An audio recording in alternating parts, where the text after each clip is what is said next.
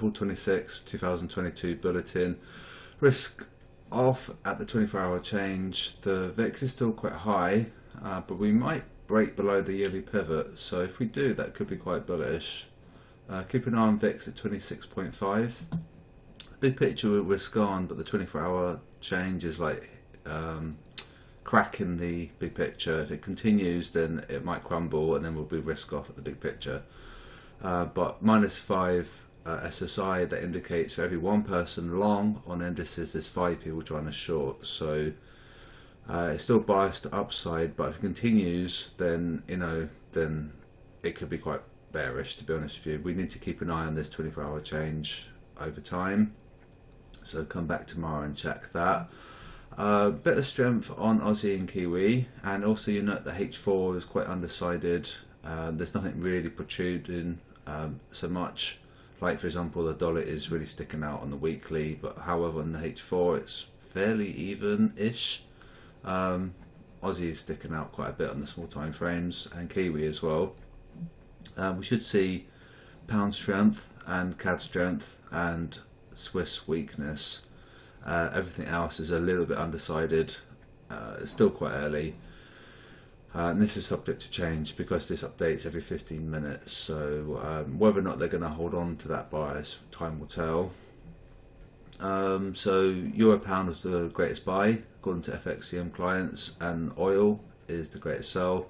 They've gone long oil. I guess maybe the $100 a barrel was the inducing of the retail bias. Now we're probably going to crack below 100. They could be stuck, so it's going to be maybe quite painful for those retail traders, as quite a heavy sell. You see that UK 100 is actually quite dark red, but the big picture where it's a buy, so it's like going against the grain. This, however, is not going against the grain. It's confirming the big picture that it was a sell, and it's more of a sell over time. Difference is time, bias is the snapshot. S&P sentiment, so they sold it here, and so we came up, and they might buy it. If so, then we can come down. So let me just check it now. In fact, yeah, it's still sticking up, so they're going long, they're buying this dip, but whether or not they're going to get paid, that's the thing. They might get paid. So it's 4,307 now, so it's moved up 1 point. Gold sentiment is the sell there, and it's currently sideways, so it's kind of hard to say what's going to happen to gold because it's sideways. So if they short it, which they might do, we can come up. Weak correlation across yen and US 500, so don't necessarily look at cross yen and assume they will track risk today. So Aussie yen is correlated 32%, so it's quite a weak correlation. Dollar yen is negatively correlating, so if dollar yen comes up, there's a 28% chance that the S&P is going to come down. So don't look at dollar yen necessarily. Aussie yen is your best bet, but even so it's still weak. China's up a lot, Hong Kong's up quite a lot, Japan is down a little bit. Well, China, China's up, but we were heavily down yesterday, so we've almost we've stabilized a little bit. Fundamentals are still not very good. This whole lockdown thing, that if Beijing do lock down, then it's going to indicate like a spillover, and if Beijing does, then the next big city, and then all China could be locked down, and if so, that's going to be huge. So fundamentals aren't still that great.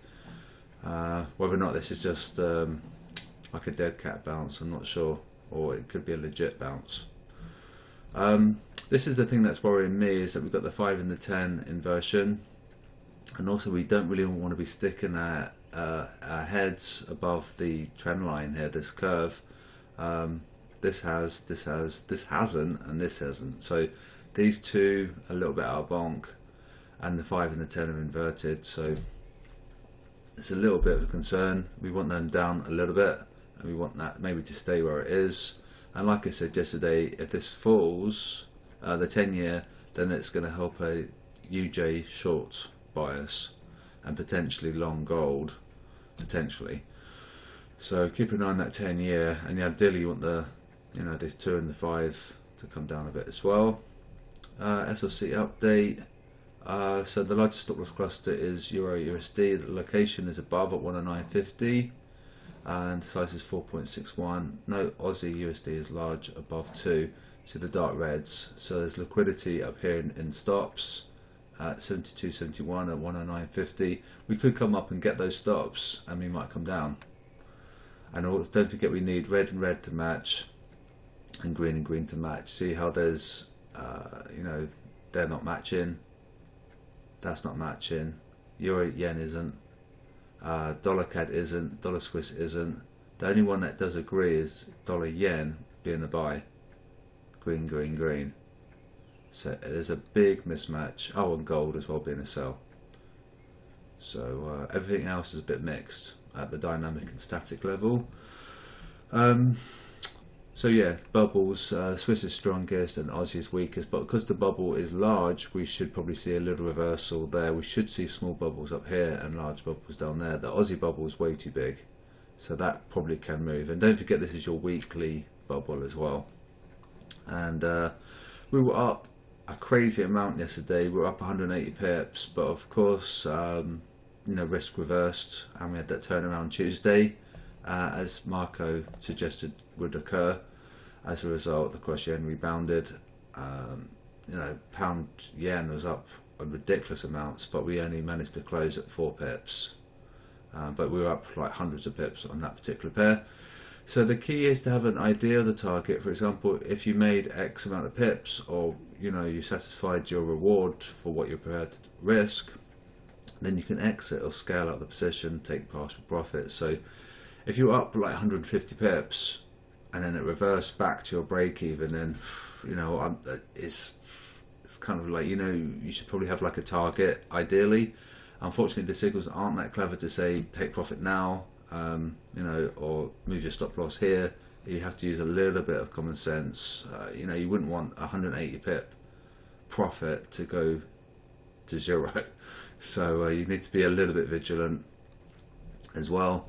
And that just wraps up the bulletins. Hopefully it helps. Still fundamentally a bit iffy, and this week could be seeing a sell on the S&P, which would make sense on the fundamentals. However, we've got to remember the big picture is risk on, but we might be going risk off, especially if this continues like we're seeing.